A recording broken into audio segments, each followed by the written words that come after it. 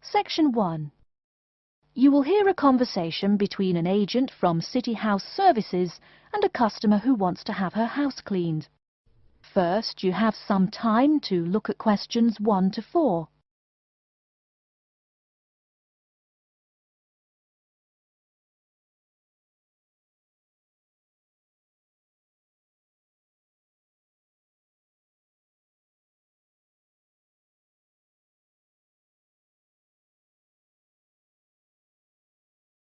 You will see that there is an example which has been done for you. On this occasion only, the conversation relating to this will be played first. Good morning, City House Services. How may I help you? Good morning. I'd like to arrange to have my house cleaned. Certainly. I just need to ask a few questions. First, could I take your name? Yes, it's Barbara Hill. The woman says that she is Barbara Hill, so Barbara Hill has been written in the space. Now we shall begin. You should answer the questions as you listen, because you will not hear the recording a second time. Listen carefully and answer questions 1 to 4. Good morning, City House Services. How may I help you? Good morning. I'd like to arrange to have my house cleaned. Certainly. I just need to ask a few questions. First, could I take your name? Yes, it's Barbara Hill. Thank you. Next, is your house in London? Yes, it's in Kingston in southwest London. Okay, southwest London, and, what's the postcode? SW105. And what is the square footage and what rooms will be cleaning? The whole house is 268 square feet, and there is no need to clean all the rooms. I only want to have my bedrooms cleaned. Okay. How many bedrooms does the house have? 3 bedrooms. Oh no, sorry, we used to have 3 bedrooms, but we only have 2 bedrooms now. Are those single bedrooms or doubles? Doubles. Fine, 2 doubles. There's one more room which needs cleaning. It was used as a bedroom before, and now we have converted it into an office. I understand. 3 rooms have got to be cleaned. And are all of those rooms upstairs? Yes. Then downstairs we have a kitchen diner, conservatory and lounge.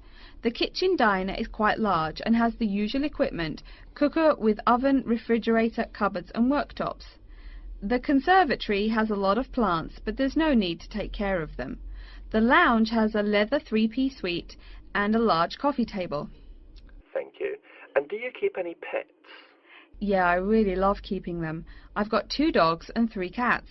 Okay, then if our staff come over to offer the service, please take your pets away. Have you looked at our service packages?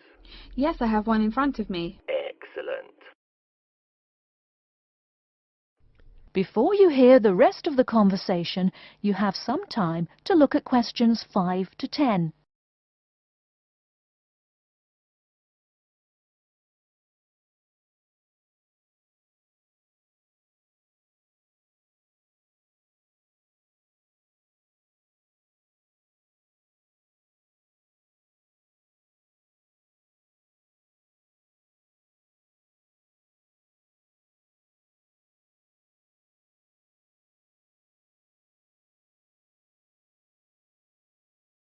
Now listen and answer questions 5 to 10.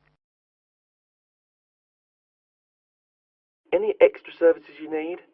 Switching bed linen, work in the garden, clean the glass in the conservatory, that kind of thing? No. Actually, replacing the bed linen, yeah, that would be good. No problem. I'll just make a note of that. How about curtains, mats and carpets? What would you like us to do with those items? The curtains. I'll have to think about that.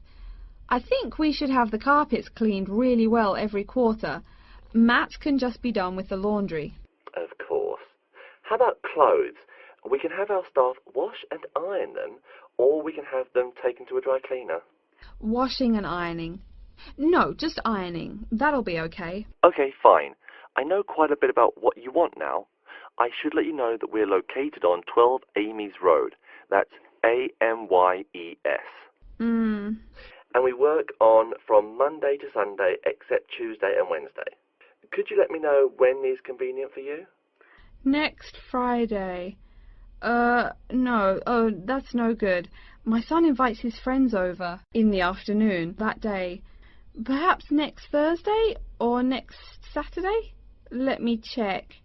Okay, next Thursday. When is it convenient for us to come over and provide the service?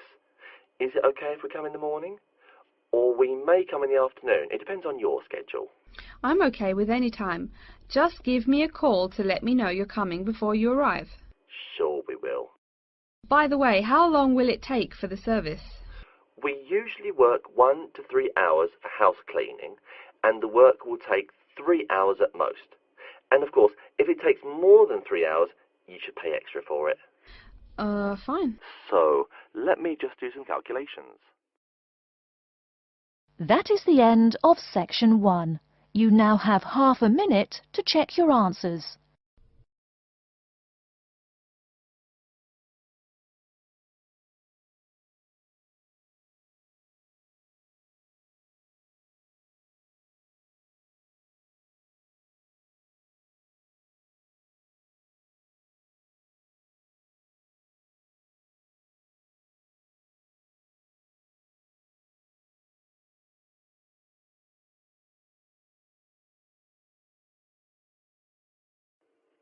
Now turn to section 2. Section 2. You'll hear a talk by a security worker from Sydney Airport who is introducing the day-to-day operations of the Australian Quarantine Service. First, you have some time to look at questions 11 to 17.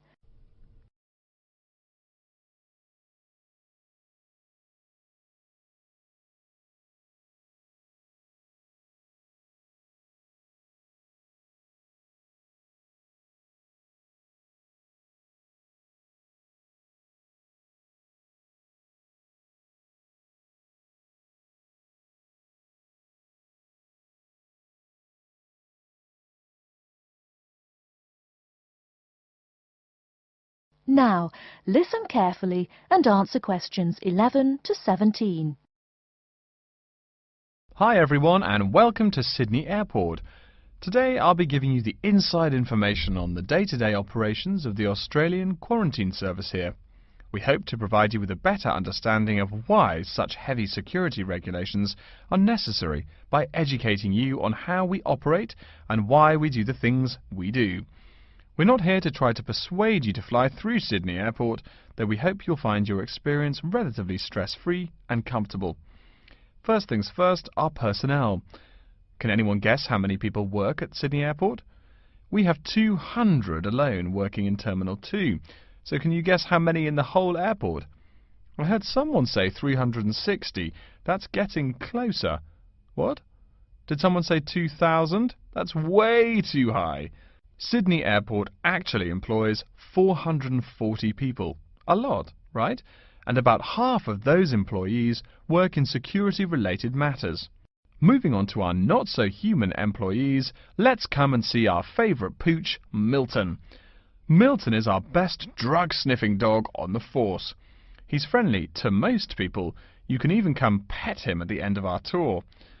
Burnouts, beware though. He'll find everything. Notice that even though there are so many of us around him, Milton stays quite calm. This is the precise reason he was chosen for the job. Dogs that are chosen are not predisposed to sniff out different narcotics. That's something we teach them already. So here's a part of the airport most people never notice, the cargo transport terminal. This is where packages are shipped to and from. Normally we ship around 4,400 packages per month. In this airport alone, over 52,000 packages were shipped in and out over the past year. We ship to and from 170 different countries. Not bad, eh? Probably it will go up to over 72,000 packages this year. And despite over 100 flights in and out of here daily, the number of lost or delayed packages is impressively low. If you send your package through here, rest assured we'll get it where it's going. Let's move on to the area most of us are familiar with, the passenger terminals. In order to be allowed into this area, you must pass through security with your ticket and, if you're travelling internationally, your passport. If you're travelling domestically, you just need a legal form of ID. If you don't have those, you will not be allowed to pass through security and board your flight. During the security scan, your carry-on items will be checked for dangerous items such as weapons, sharp objects and liquids that exceed our specified limit. If you attempt to pass any of the prohibited items on this list posted at the entrance, you are still allowed to board the plane, but you'll be given a warning and your item will be confiscated. Don't worry, we will not arrest you for having too much shampoo in your bag or anything like that. We also search your carry-ons and parcels for any perishable items.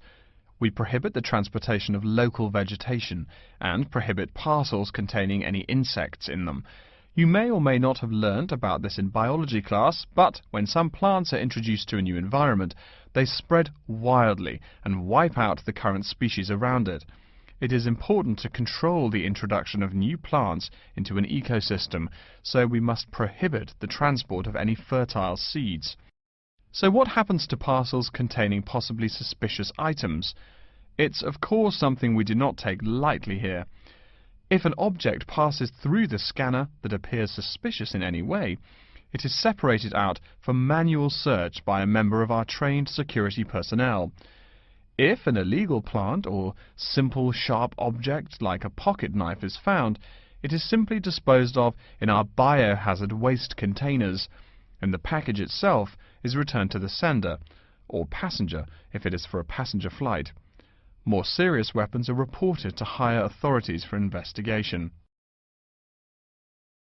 Before you hear the rest of the talk, you have some time to look at questions 18 to 20.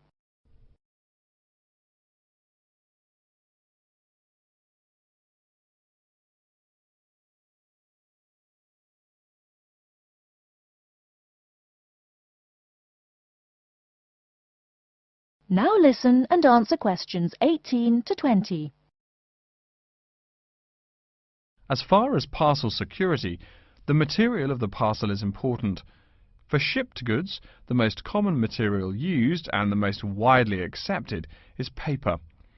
Make sure it is packed sturdy enough with no rips or tears. We've definitely had packages rip open before due to haphazard packing. A more common problem, though, is the package labels. When an item does not make it to the right place, this is the most common reason. The label may not be in the right place or marked clearly enough. If you're receiving any items from abroad that must be declared, please remember our guidelines in order to ensure the timely delivery of your item. Make sure it is packed correctly, and we ask that you notify customs between 2 and 10 days within the item's scheduled arrival date. OK, before we move on, are there any questions? That is the end of section 2. You now have half a minute to check your answers.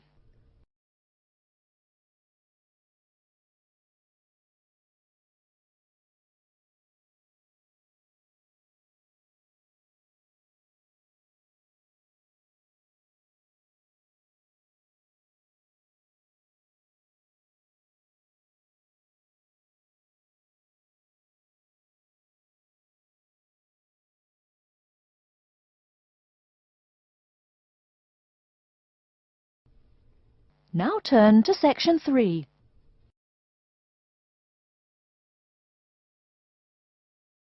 Section 3. You will hear a librarian called Adam Smith talking to the students about how to use the facilities in the library. First, you have some time to look at questions 21 to 26.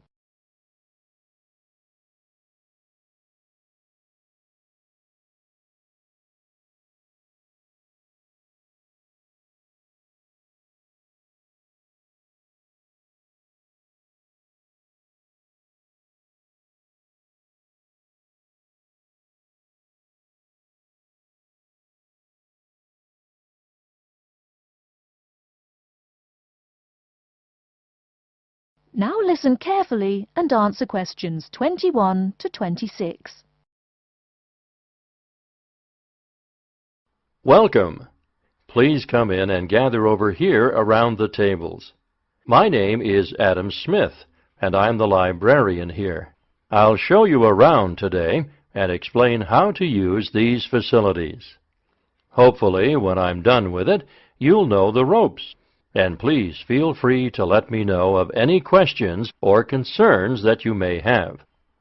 Now we're at the gate of the library. Upon entering into the door, you'll find that the restrooms are on your left-hand side, and opposite them is a photocopy room. Many of you are wondering about the check-in and check-out process. What you have to do is go to the circulation desk, which is to the east of the photocopy room. The reading room is a really large area in the center of the library, just to the north of the circulation desk. I'm sure you won't miss it. If you're here to do research, this is where you should bring books to look through. However, if you're here to do any group projects or other interactive activities, I advise you to use one of the study rooms, which are just to the east of the reading room. Moving on to the southeast corner, we have the periodical section, just next to the study rooms. We have a collection of different newspapers and magazines in this section. You can get last week's weather reports or all the top stories 5 years ago. Our periodicals can be traced back 20 years to the time when our school library was built. Our first question. Yes. Can we check out magazines from the library? I'm sorry, but you cannot take any periodicals out of the library. You're welcome to read them for as long as you want while you're here, but you cannot check them out. I wonder if there is any place where we can get some food in the library. Do we have a store here? Of course. The Food Service Center is just meters away from the study rooms. It's on the northeast corner as you look at the map. The Food Service Center offers different kinds of snacks, though it's not big. Well, moving on along to the west, you will find the Video Resource Center on your right hand. We have educational videos and documentaries, as well as major motion pictures.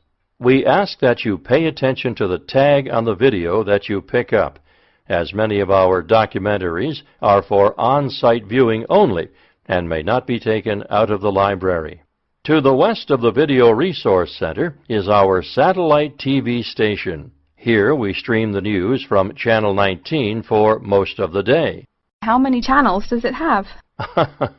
It does have nearly 200 channels, but we generally will give top priority to channels with some big events, like presidential addresses or other breaking news.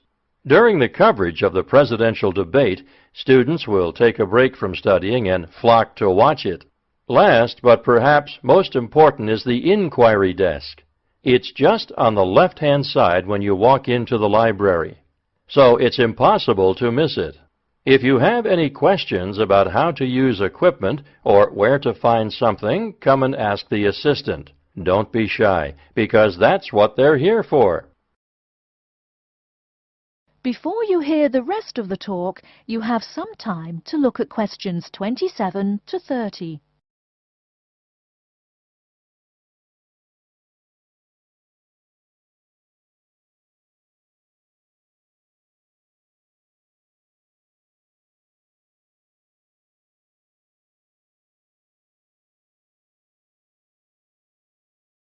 Now listen and answer questions 27 to 30.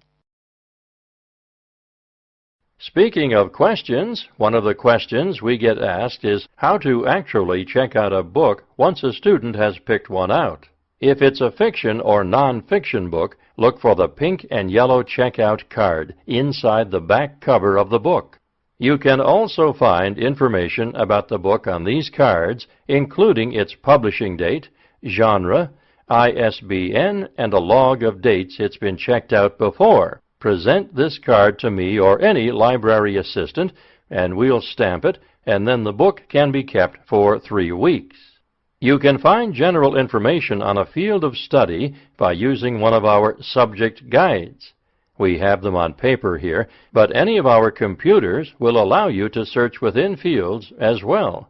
What if the library doesn't have a resource we're looking for? Great question. I'm going to address that.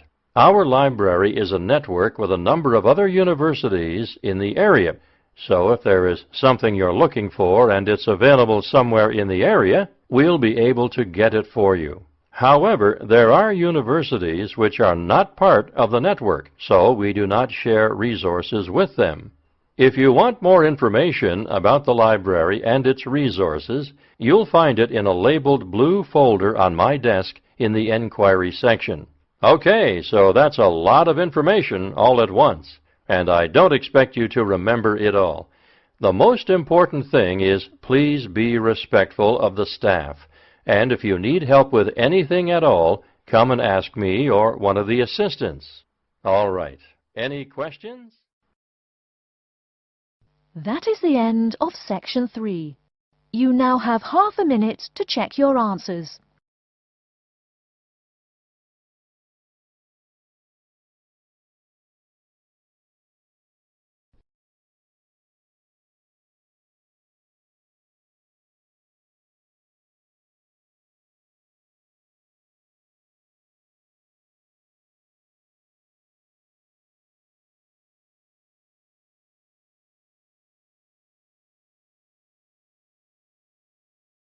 Now turn to Section 4.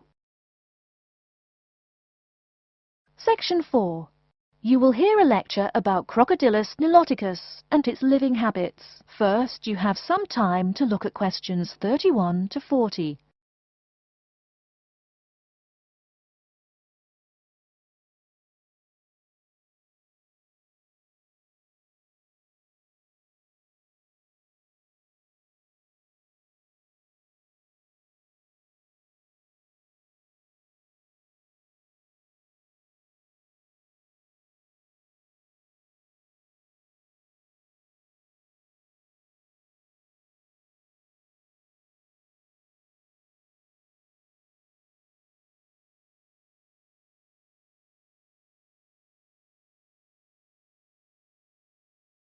Now listen carefully and answer questions 31 to 40.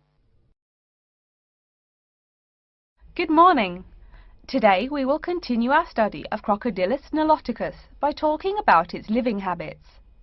We've already discussed the evolutionary attributes that set it apart from its crocodile relatives. Does everyone remember that? Yes, it has an extremely narrow snout and 3 or 4 rows of protective scales on its back, as compared to 2 rows on other members of the Crocodylus genus. Let's take a look at how these carnivorous man-eaters live, where they live, and finally, whether they really deserve their vicious reputation. To start, I'd like to address a great question posed to me by a student during yesterday's office hours. We talked about the distribution of crocodiles in Africa and saw that they are highly concentrated in the south and west of the continent. This student noticed that on the map displaying the distribution of crocodiles across Africa, there were no crocodiles in the northern region, and found no mention in the literature of the existence of crocodiles in the north of Africa. Why might there be no crocodiles in North Africa? Let's save this question for later in the lecture. To find out more about the social habits of the African crocodile, one researcher named Tara Shine of the University of Ulster in Northern Ireland conducted a survey of the wetlands in Mauritania and received reports of 46 crocodiles living in one group, or float as we say when referring to crocodiles, though the usual number is a little less than half of that.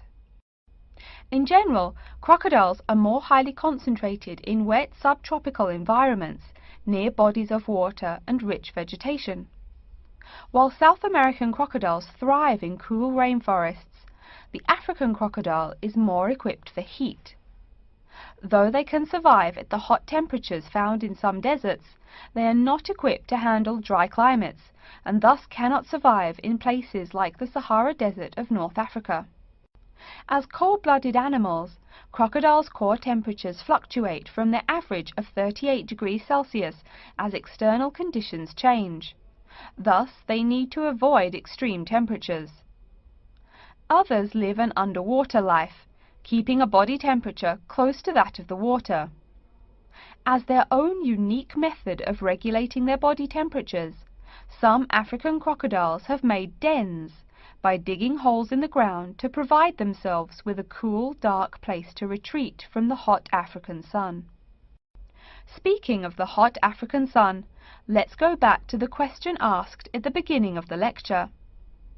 We know that there used to be crocodiles in northern Africa, yet today there are none. What are some possible explanations for this? Some students have suggested that the African crocodile has evolved from a desert creature into a wetland creature, thus causing them to migrate south for more appropriate conditions. Others presume that the crocodile was hunted out of northern Africa by a fiercer predator. While these are intelligent guesses, the real story is a little bit different. The key to this migration is that the Sahara Desert did not always cover the north of Africa. About 8,000 years ago, the land was fertile wetlands, perfect for breeding crocodiles. Over time, though, the area dried out and the wetland slowly turned to desert, leading the African crocodile to migrate south to the marshlands they call home today. Some crocodiles did, however, adapt to living in dry conditions. In Mauritania, some crocodiles have learned to survive in an area where they can go up to 8 months with no water, by spending the driest of times in what's called a torpor, or short period of hibernation. To utilize every bit of rainfall, these desert crocodiles dig underground caves that collect runoff, thus staying cool and hydrated. During the mating period in November and December, males attract females to their viciously protected territory through a number of behaviors that range from snapping their jaws all the way to sending infrasonic pulses through the water. Afterwards, the female digs a hole up to 60 centimeters in depth to store the eggs for an 80-day incubation period. The female protects these eggs during the period, and sometimes even helps crack the eggs with her snout at the end. These teeth-gnashing carnivores are softer than we think. Although these vicious creatures have attacked humans on a few occasions, the residents are not afraid of them. In fact, they show a great deal of reverence towards these wondrous creatures. Some say that crocodiles bring water to their habitat, so if they leave, they will bring the water with them. Obviously this is not true, but it demonstrates the admiration the inhabiting people have for crocodiles. Generally, crocodiles do not predate on humans. They attack when humans populate the crocodile's habitat, instilling fear and uneasiness in the crocs. Like any other species, crocodiles are known to attack when feeling fear. There's still a lot more to be discovered about the African crocodile. Researchers want to know more about the population size, how many crocodiles inhabit Africa in all, how they form separate floats, etc. There is still also much to learn about migration patterns and relations to other populations of crocodiles now found in other parts of the world. Next time, we'll examine a few specific case studies of crocodile populations in southern Africa. That is the end of section 4. You now have half a minute to check your answers.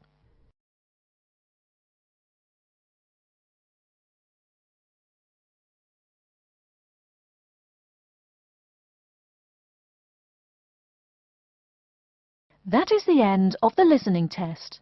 In the IELTS test, you will now have 10 minutes to transfer your answers to an answer sheet.